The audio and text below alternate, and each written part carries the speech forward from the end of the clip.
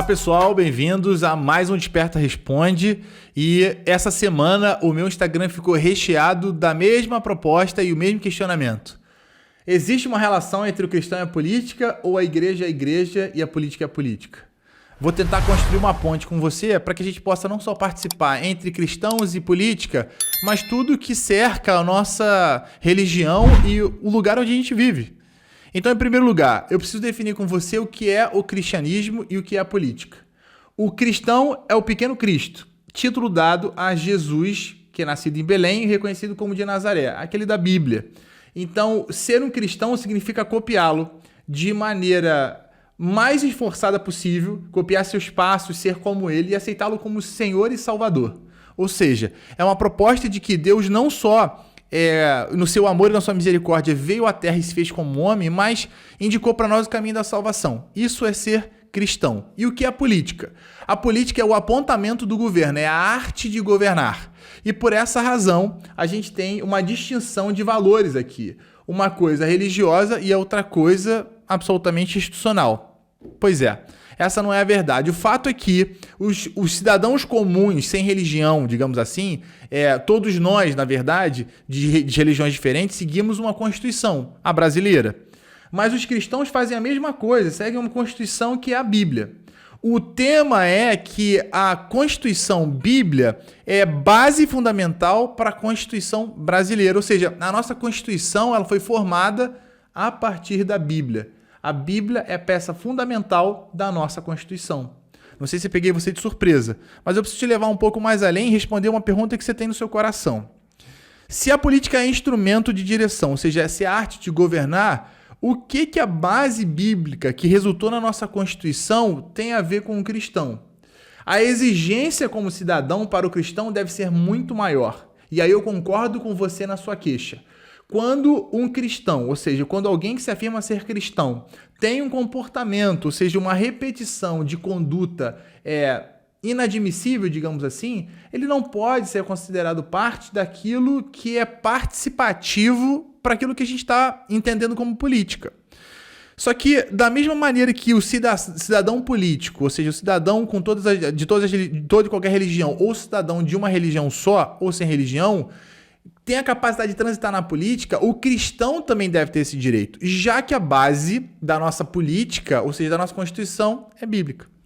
Então vamos lá, deixa eu te apontar 3 coisas diferentes aqui. Em primeiro lugar, existe um homem chamado Daniel, e eu estou com o livro de Daniel aqui aberto, que ele fala muito sobre, esse livro fala muito sobre governança, e eu acho que isso vai te instruir em algum momento. Qual é a história desse Daniel? O Daniel, ele era um cara que vivia em Jerusalém, era sua terra natal, e ele é sequestrado. Na verdade, ele é feito escravo por um imperador chamado Nabucodonosor, que era da Babilônia. A Babilônia vai lá, sitia Jerusalém, castiga e sequestra quem sobreviveu. O fato é que esse cara era um cara notável e chamou aos olhos do imperador Nabucodonosor a atenção. Não só ele, tinha uma turma com ele também que eram de pessoas notáveis. Então, esse imperador separa esse grupo de pessoas para que essas pessoas fossem preparadas e obedecerem, né, ao comando e à cultura de um novo governo. E olha como é que foi o comportamento de Daniel. A Bíblia fala que ele buscava em Deus todas as respostas. Ou seja, ele era um homem sequestrado, tirado da sua cultura, tirado das leis do seu país, né, e colocado como escravo em uma outra proposta. Mas mesmo assim ele se comportou de maneira plausível, afirmando, né, ou confirmando que ele era um homem notável.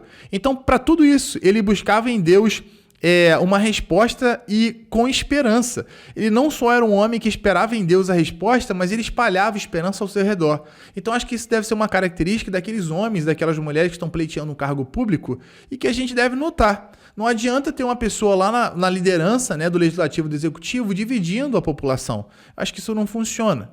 Em segundo lugar, Daniel, quando é sequestrado, chega na Babilônia, a primeira coisa que acontece é que ele teve o seu nome mudado. Já não era mais Daniel e mesmo assim ele não entrou em colapso, guerra, briga com ninguém. Ele aceitou o fato que estava numa cultura nova, mesmo sendo obrigado, e aplicou ali os mesmos princípios, leis e mandamentos que a Bíblia exigia dele.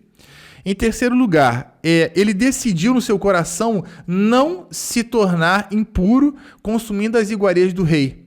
Tu imagina que um homem, quando chega no governo, seja como vereador, deputado estadual, federal ou no executivo que seja, a primeira coisa que você nota no comportamento desses caras ou dessas mulheres é que eles aproveitam, abraçam todas as hiperregalias que eles têm.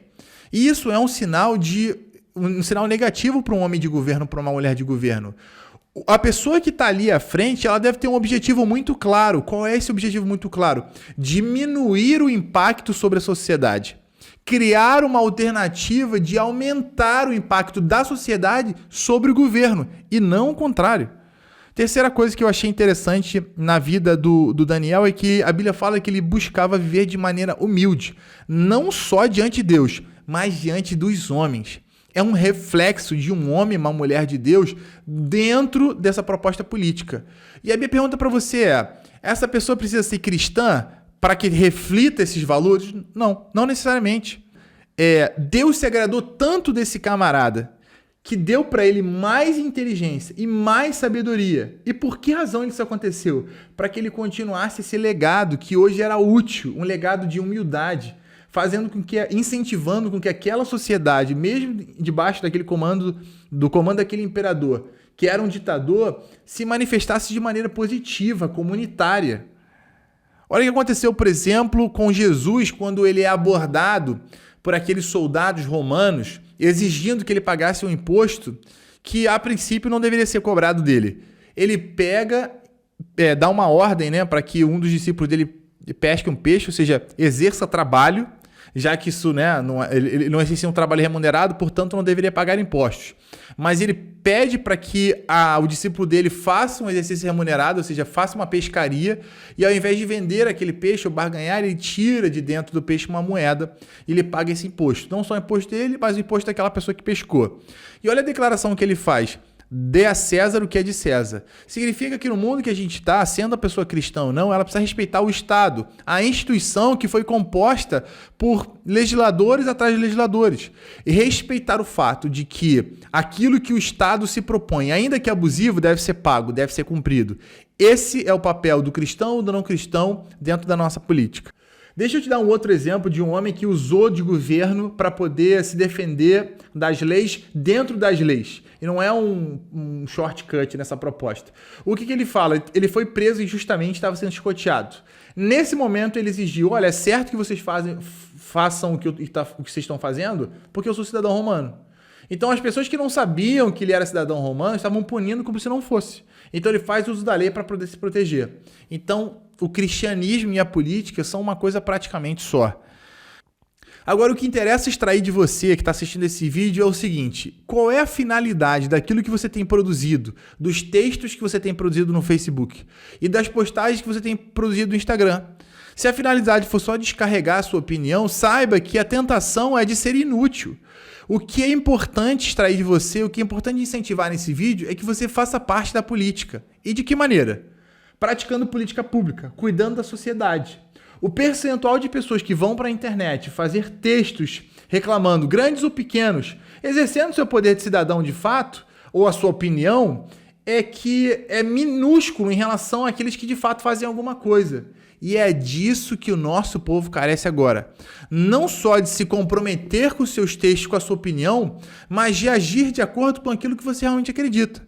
Então, se a sua causa, por exemplo, em relação aos idosos, se você acha que a gente é absolutamente injustiçado, os nossos idosos, por que você não começa um projeto ou começa uma reação em cadeia para que, incentivando as pessoas em participar desse projeto que defende os idosos, outras pessoas não se sintam inspiradas a abrir outros projetos de outras causas?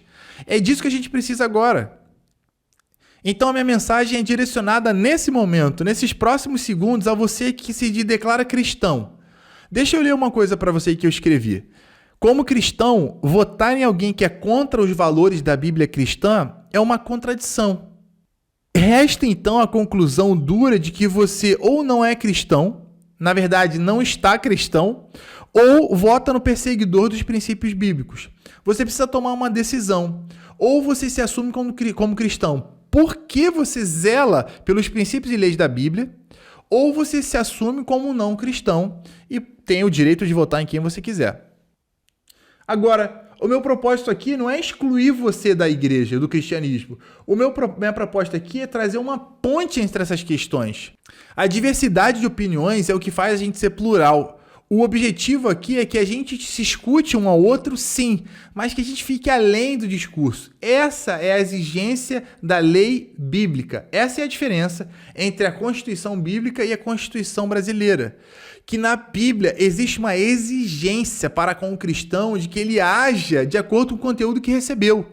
Inclusive, a Bíblia fala sobre o princípio da sabedoria. Então, não se sinta destacado desse cenário, tão pouco longe de Deus. O fato aqui é que você precisa se atarefar daquele conteúdo bíblico para poder agir e responder esse anseio que está no seu coração.